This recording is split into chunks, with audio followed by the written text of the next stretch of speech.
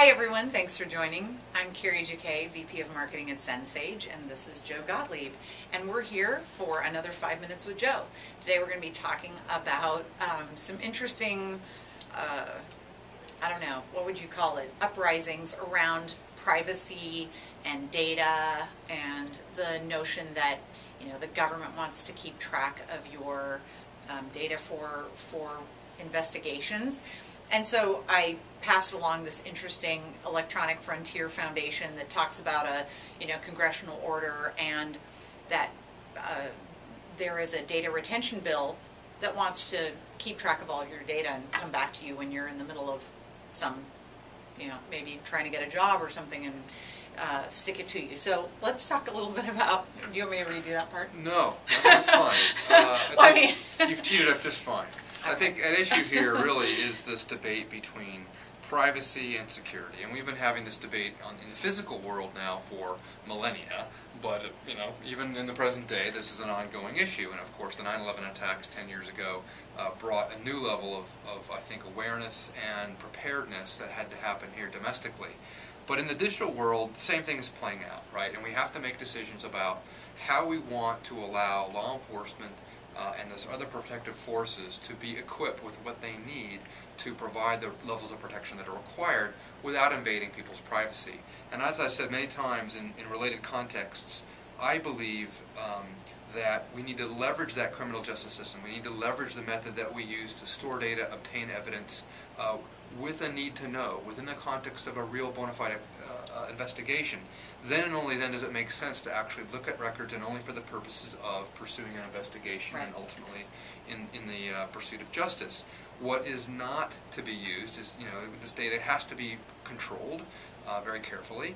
That probably means encryption and or very high safeguards for and measures of use in terms of the data life cycle and the process. types of data being stored. That's right, and the types of data being stored. Does it make sense to keep that would actually allow an investigation to leverage that data? For example, looking at your IP address information and the places that you visit online, that's going to be of interest to a lot of these investigations. It should be safeguarded and only looked at when due process is required.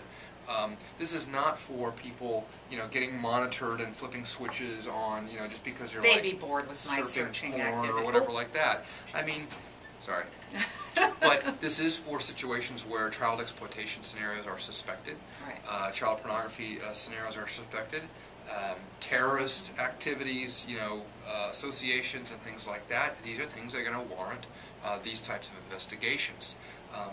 This is not about recording everything that everyone does, and it just strikes me as odd that the Electronic Frontier Foundation would call this sweeping new mandatory data retention, treating every internet user like a potential criminal, and represents a clear and present danger to the online free speech and privacy rights of millions of innocent Americans. I think that's overstated. I think if we keep this within the confines of our criminal justice system, and we retain this data in a way that it can be used responsibly and effectively for these sorts of investigations, we're going to be that much further along. The time is now to start preparing ourselves and equipping ourselves with the sort of digital cybercrime fighting tools that we need. And to be worried about data discovery outside of the confines of that process, I think, is to have a paranoia that gets in the way of progress on this front.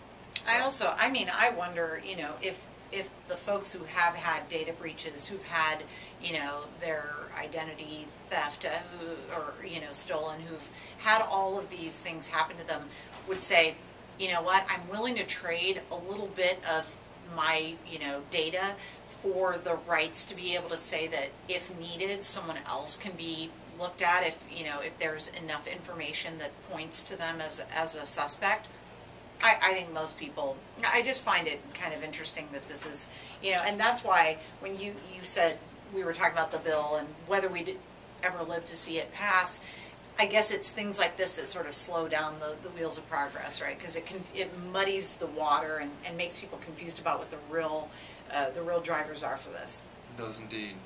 And so we've seen, in other scenarios, we've seen, distinct motivation for people to actually trade even some of their privacy for some of this protection, particularly when it makes their lives easier. The example of the fast lanes in airport security. Mm-hmm. People are willing to say, hey, you know what, I don't mind having an ID card with fingerprints so that I can cruise through that lane. Right.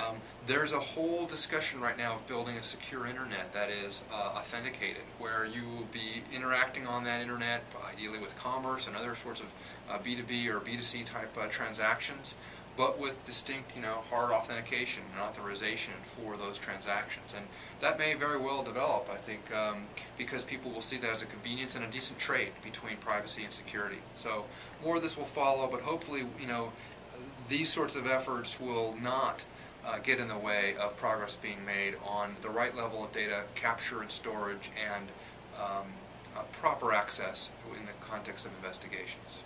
Agreed. Thank you so much for joining us. We'll be back with another 5 Minutes with Joe.